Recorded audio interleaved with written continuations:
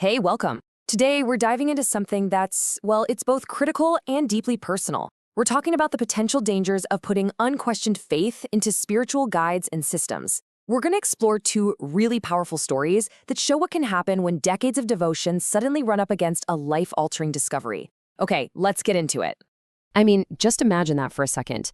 You dedicate 20, 30, maybe even 50 years of your life to one single practice, one belief, only to find out way down the road that the whole thing was built on a fundamental flaw. It's a really tough question to sit with, and it's the very question at the heart of the two stories we're about to unpack. All right, so here's our roadmap. We'll kick things off with a core warning about faith. Then we'll jump into the story of a follower's lost decades. After that, we'll look at a convert's crisis of certainty, see what happens when faith and historical fact collide, and we'll wrap it all up with a final call for personal discernment. So, let's start with a really crucial question that the source material brings up. If a spiritual guide has genuine, palpable power, does that automatically mean their methods and teachings are correct? The answer, as we're about to see, is, well, it's not that simple. And this quote it nails the central idea perfectly. Charisma, a powerful presence, even what feels like real spiritual ability, none of it is a guarantee that the guidance is actually sound.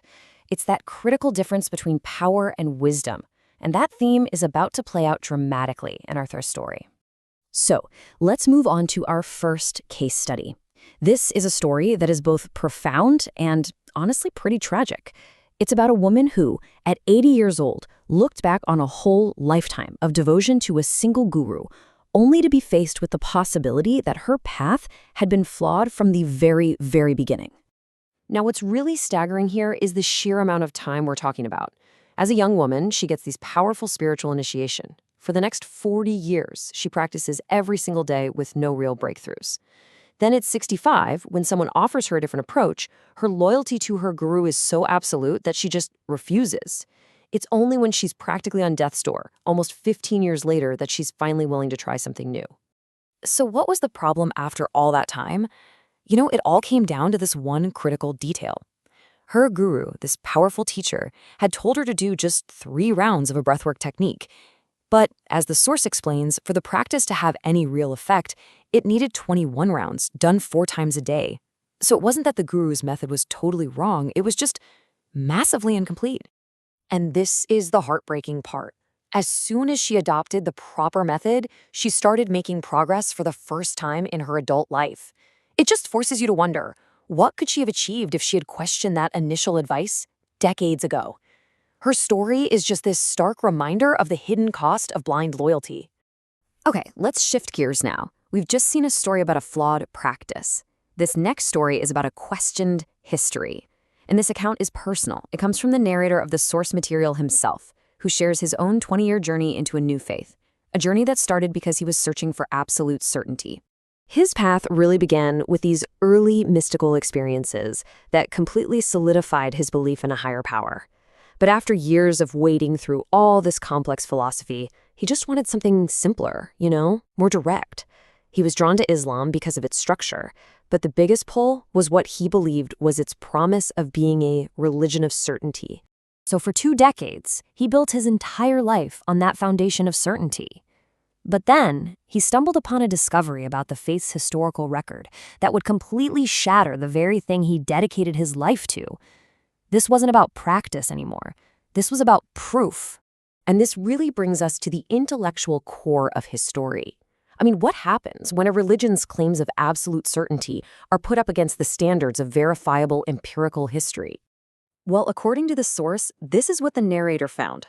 You see, while written records for faiths like Hinduism and Christianity can be traced back thousands of years, really close to their origins, he discovered that the earliest verifiable written records for Islam only show up about 200 years after the death of the Prophet Muhammad. Let's just pause on that number for a second. 200 years. From a historian's perspective, that is a huge gap between the life of a founder and the first written accounts. And for someone who was looking for irrefutable certainty, this lack of contemporary records created a profound challenge. And here's the real kicker. this wasn't some attack from an outsider. The narrator found a high-ranking Islamic scholar right here in the US who openly acknowledged this historical problem. That admission from inside the faith, that, yeah, a lot of the tradition could actually be incorrect, that was the final piece that just shattered his entire foundation of certainty. So, wow, after these two really intense stories, one about a flawed method, the other about a questioned history, what's the takeaway? We're going to move now from these specific stories to the broader lesson for anyone who's trying to navigate their own spiritual path. The source basically suggests a kind of framework for being a clear-eyed seeker. It starts with looking past a leader's charisma and actively, with an open mind, seeking out different opinions. And before you make a life-altering commitment, it's so vital to analyze the claims being made and to really understand the difference between what has to be taken on faith and what can actually be verified. And that leaves all of us with this final, vital question.